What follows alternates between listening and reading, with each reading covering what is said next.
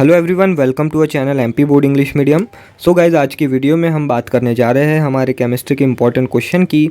और इस वाली वीडियो में जिस चैप्टर को हम डिस्कस करेंगे वो है आप लोगों का केमिस्ट्री का चैप्टर नंबर 4, केमिकल काइनेटिक्स।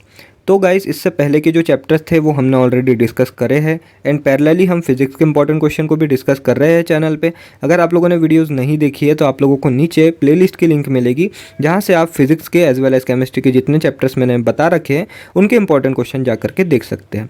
अगर आप लोगों को जो ये PDF से मैं आप लोगों को क्वेश्चन बता रहा हूँ इसे डाउनलोड करना है तो आप लोगों को सिंपली मेरी टेलीग्राम चैनल को जा करके ज्वाइन करना है। वहाँ पर वीडियो अपलोड होने के बाद मैं PDF को अपलोड कर देता हूँ, तो वहाँ से आप जा करके इस वाली PDF को डाउनलोड कर सकते हैं।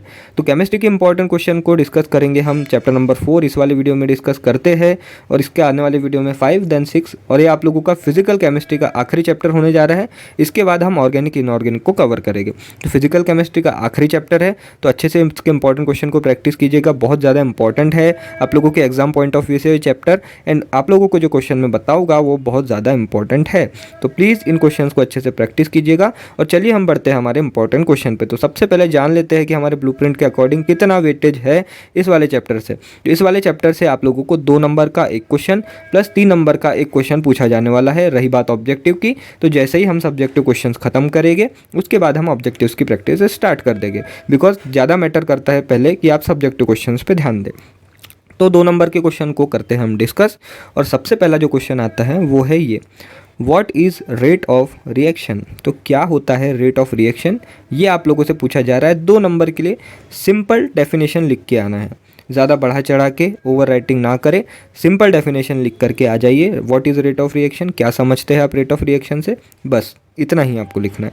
दूसरा question, write down the factors affecting rate of reaction. तो अगर आप लोगों को पता है कि रेट ऑफ रिएक्शन क्या होता है, तो ऐसी कोई चीज़ है, जैसे आप लोगों को पता होगा कि अपना बॉडी में डाइजेशन होता है। अब ऐसी भी कोई चीज़ें होती है जो कि डाइजेशन को अफेक्ट करती है, जैसे आपने अनहेल्दी फूड खा लिया, जैसे कि आप लोगों ने सफिशिएंट अमाउंट में वाटर नहीं पिया, सफिशिएंट अमाउंट में आप लोगों ने कार्बोहाइड्रेट्स नहीं किए कंज्यूम किए, आप लोगों की डाइजेस्टिव एंजाइम अच्छे से काम नहीं कर रही है। तो ऐसे कुछ फैक्टर अफेक्ट जो रहते हैं जो कि हमारे डाइजेशन को अफेक्ट करते हैं। उसी तरह जो रेट ऑफ रिएक्शन होती है, उस रेट ऑफ रिएक्शन को भी कुछ ऐसे फिनोमिनाज होते हैं, कुछ ऐसे चीज़ें होती है जो अफेक्ट करती है, जिसके कारण जो रेट ऑफ रिएक्शन है वो बढ़ता है, कम होता है। ये आप लोगों को पता होना चाहिए। तो यही पूछा जा रहा है कि कौन से ऐसे फैक्टर है जो रेट ऑफ रिएक्शन को अफेक्ट करते हैं। यहाँ पे आप लोगों को ये नहीं पूछा जा रहा कि कैसे करते हैं, बस पूछा जा रहा है कि कौन से फैक्टर है। तो आप लोगों को जस्ट फैक्टर का नाम लिख के आना है, जैसे टेम्परेचर हो गया, जो भी आप लोगों को पता है वो सब, ठीक है। नाम, उसका डिस्क्रिप्शन नहीं लिखना है अगर 2 नंबर के लिए आता है तो। वहीं 3 नंबर के लिए आता है तो आपको डिस्क्रिप्शन भी लिखना है, ठीक है। तीसरा क्वेश्चन आता है, right a short note on activation energy and second one is threshold energy. So what is activation energy and what is threshold energy. आप लोग क्या समझते हैं एक्टिवेशन एनर्जी और थ्रेशोल्ड एनर्जी से, 2 लाइन में अगर आया तो इसको डिस्क्राइब करके आ जाना है। Fourth question is, write the difference between rate of reaction and rate constant. So what is the difference between rate of reaction and rate constant? You just have to be very clear that what is the difference. You don't have to mug up between what is rate of reaction and what is rate constant. You just simply have to figure out what is the difference. ठीक है ना, क्या difference है। Simple table बना के इधर उधर आप लोगों को 4-4 पॉइंट में डिस्क्राइब कर देना, दैट्स इट। एमपी बोर्ड वालों को ज़्यादा टिपिकल चीज़ें पसंद नहीं आती, या जितनी आप चीज़ों को सिंपल रखोगे उतने ही आपको अच्छे नंबर दिए जाएंगे। Fifth question is, what is meant by order of reaction. So what is order of reaction, क्या होती है ऑर्डर ऑफ रिएक्शन। अगर आप लोगों से पूछा गया तो 2 नंबर के लिए पूछा जा सकता है। एंड यहाँ पे भी आप लोगों को सिंपल डेफिनेशन ही लिखना है, ज़्यादा बढ़ा चढ़ा के आंसर ना लिखे। ये मैं बात आप लोगों को बार बार समझा रहा हूँ, ठीक है। अब बात करते हैं हम लोग 3 नंबर के क्वेश्चन की। तो moving on to 3 marks question, and the first question comes here is, what is meant by half life. So what is half life. आप लोगों को कोई रिएक्शन होती है तो उसकी फर्स्ट लाइफ, हाफ लाइफ इस तरीके से बताई गई है। तो व्हाट इज़ हाफ लाइफ, ये आप लोगों से पूछा जा रहा है। तो पहले आप लोगों को व्हाट इज़ हाफ लाइफ, क्या समझते हैं आप हाफ लाइफ से, इतना लिख के आना है। Prove that the half life period of first order reaction does not depend on it's initial concentration.